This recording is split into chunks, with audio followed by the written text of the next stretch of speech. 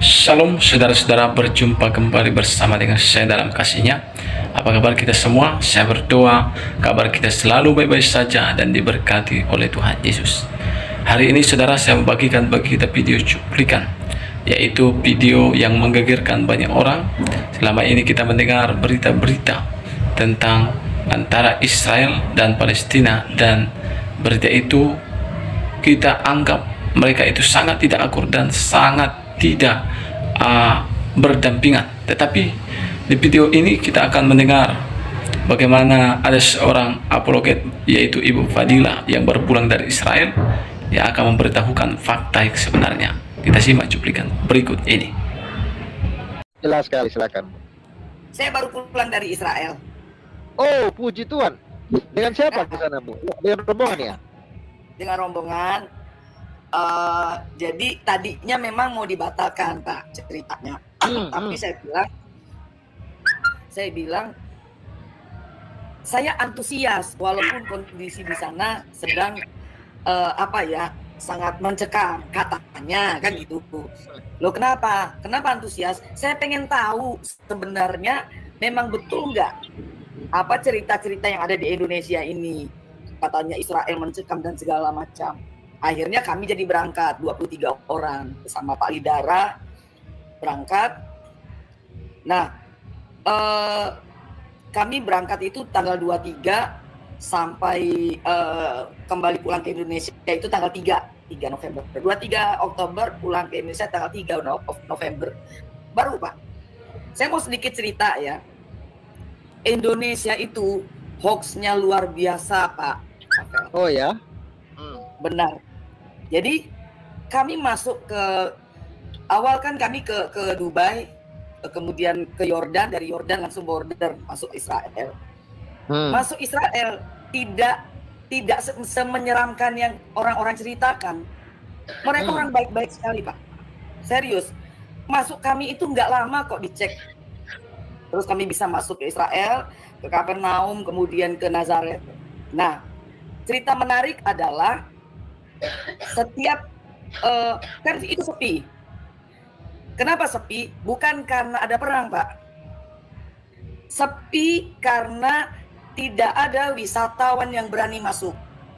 Cuma 2 rombongan yang berani masuk, Pak, ke Israel.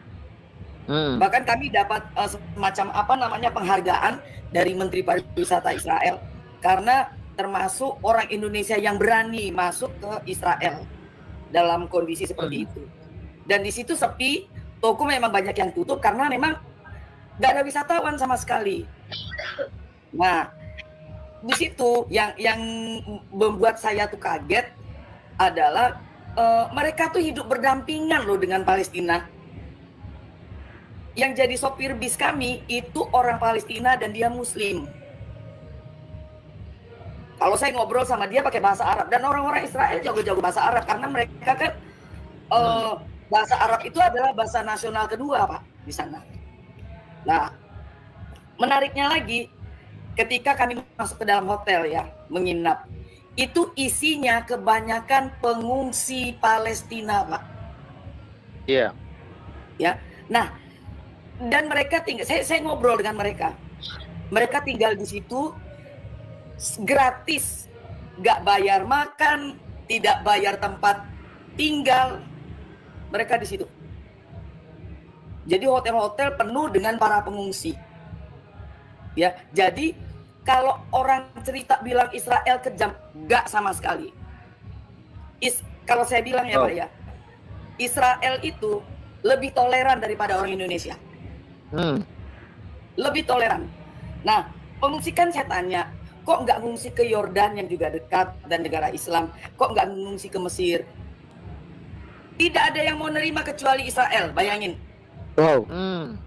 Sebegitu kita orang Indonesia membenci Israel, dialah yang nampung pengungsi-pengungsi itu, Pak. Dan kami ngobrol juga dengan tentara, tidak semencekam yang diomongkan di media. Kami masuk kemana-mana, ke Nazaret, kemudian ke Yerusalem. Itu nggak ada pemeriksaan yang ketat. Kami yang katanya Masjidil Aqsa itu sempat kebakar atau dikepung Israel, itu bohong semua, Pak. tembok ratapan Al-Aqsa sama Dome of the Rock itu seperti biasa. Aktivitasnya seperti biasa, orang ibadah. Pas kami ke situ kebetulan setelah Sabat. Jadi Sabat kan memang sepi, kemudian orang banyak pergi berdoa setelah Sabat itu. Nah, di situ memang di seputar Al-Aqsa itu memang dijaga oleh tentara Israel. Karena tempat itu dijaga supaya tidak boleh Hamas ini masuk ke dalam mau menguasai Al-Aqsa itu, Pak. Jadi itu mereka jaga. Tapi menariknya adalah kan ada kayak penjaga masjid gitu-gitu ya, biasa kan. Nah, yang jagain masjid itu mereka tuh ngobrol, ngopi, ngerokok bareng sama tentara-tentara Israel itu. Kayak sudah berteman lama. Dan saya bertanya sama orang-orang Palestina. Mereka bilang, kami hidup biasa saja. Dan mereka bilang juga, tanpa Israel kami gak bisa hidup. Bayangin, Pak. Wow. Iya, banyak bekerja di Israel. Banyak bekerja di Israel. Mereka ngomong begitu. Ini rakyat Palestina sendiri ngomong begitu. Saya sampai ke Indonesia kok bahasanya lain. Ya kan? Sampai ke Indonesia, hoaxnya terlalu berlebihan, terus bahasanya juga berbeda sekali dengan apa yang saya lihat. Ini saya mengalami sendiri, bukan cuma omong doang. Saya ngobrol dengan mereka. Saya juga ngobrol dengan tentara Israel, kemudian dengan orang-orang Palestina.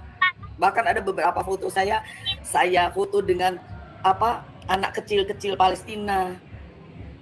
Itu biasa tidak terjadi. Suara bom juga jauh, mungkin karena Gaza kan agak memang jauh ya dari tempat kami ziarah. Jadi kalau saya bilang, yang uniknya lagi di Dubai, di Yordan dan di Mesir, kami hampir tidak pernah mendengarkan suara azan, Pak. Masa? Serius. Bahkan subuh saya tidak mendengar suara azan. Kalaupun ada sayup kecil jauh. Siang-siang nggak ada suara toa. Di Mesir, di Yordan dan di Dubai nggak ada sama sekali. Beda jauh dengan di Indonesia. Nah, ya, dan kita ini ya dibanding mereka lebih toleransi daripada Indonesia, Pak. Jujur mereka lebih toleransi daripada Indonesia. Jauh, Pak. Kita tuh cuman karena kebencian yang mendarah daging dari zaman Nabi mereka sampai saat ini. Jadi itu framing kebencian itu ya terus berkembang, akhirnya mendarah daging sampai saat ini. Saya sampai menangis lihatnya, Pak. Ya ampun. Mereka tuh baik-baik banget, serius. Orang Israel tuh baik-baik. Orang Palestina pun baik-baik. Ada ibu-ibu yang dia biasa jualan pernak-pernik Kristen lah, kayak misalnya kalung salib, rosario, terus minyak urapan. Dia Muslim Palestina. Dia sampai cerita sambil menangis. Karena apa? Tokonya tutup. Bukan gara-gara perang. Ya, awalnya memang dari perang. Tetapi karena hoax ini yang terlalu berlebihan, akhirnya tidak ada orang yang mau datang ke Israel. Aman, Pak. Kami pergi di situ tuh suasana sangat aman. Kami ngobrol dengan orang-orang Israel, tentara-tentara Israel. Kami ngobrol dengan orang-orang Palestina. Nggak seperti yang dibayangkan, yang saya bayangkan sebelum saya masuk tanah perjanjian itu. Dan lucunya, sampai pas di Yordan dan di Mesir, tour guide kami kan Muslim, yang di Yordan sama Mesir. Dia bilang, jangan pakai atribut Palestina ya. Coba. Di sini pakai atribut Israel, kita malah dihujat-hujat. Saya baru kembali dari Medan kan. Ada pelayanan, kasih seminar di Medan. Saya turun pakai baju kaos Israel. Itu pada ngelihat saya tuh kayak ngelihat setan gitu, Pak. Sinis. Iya. Ya.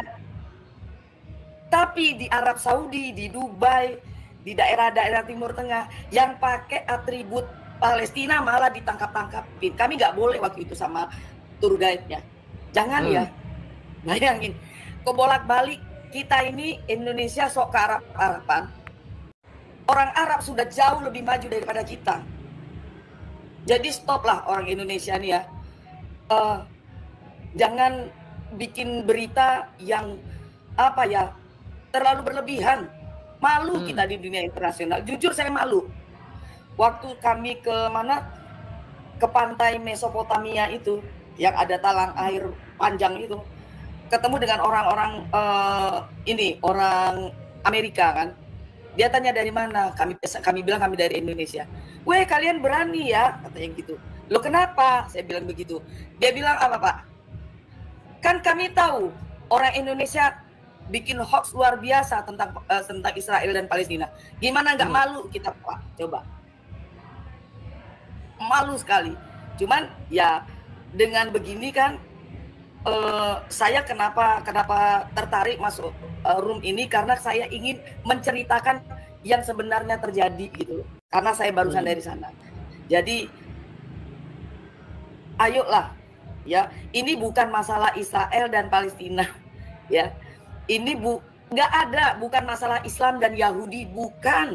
Betul. Iya. Bukan. Masalah teroris. Orang Palestina juga benci sama Hamas, serius. Saya ngobrol dengan mereka bilang, kami cinta damai, kami mencintai orang Israel. Mereka ngomong begitu, Pak. Bayangkan. Itulah ya. Kalau mereka bilang Israel dajjal, orang Indonesia lebih dajjal, maaf ngomong. Orang Indonesia lebih sadis dan lebih dajjal kalau saya bilang. Mereka masih mau loh nampung orang Palestina. Di hotel, Pak, makan gratis, tempat tidur enak. Ini kita tahu tempat tidur di hotel seperti apa. Iya, betul. Coba. Nah, itu saya mau berbagi, Pak. Jadi stop kita mendengarkan hoax-hoax yang nggak berarti. Terkesan kampungan kita ini. Jujur aja. Gitu, Pak. Luar biasa. Nah, saudara-saudara, itulah dia, baru saja kita menyimak video cuplikan bagaimana kesaksian daripada Ibu Fadila yang langsung pergi ke Israel, dan dia sangat terkejut. Ternyata berita-berita yang disampaikan di Indonesia selama ini adalah berita-berita hoax yang mengadu domba antara Israel dan Palestina. Dan kita mendengar bagaimana Ibu Fadila tadi mengatakan bahwa Palestina dan Israel sangat akur, dan orang Israel itu adalah orang yang baik-baik, ramah, dan mereka lebih intoleran daripada orang-orang Indonesia. Itu sebabnya kita sebagai rakyat Indonesia, mari jangan mau terprovokasi. Mari kita cari tahu kebenaran tentang berita-berita yang disampaikan di Indonesia. Kiranya kita sebagai rakyat Indonesia semakin lebih bijak, semakin lebih berpengertian, sehingga tidak mau menelan setiap berita-berita secara bulat-bulat, tapi biarlah meneliti dengan baik.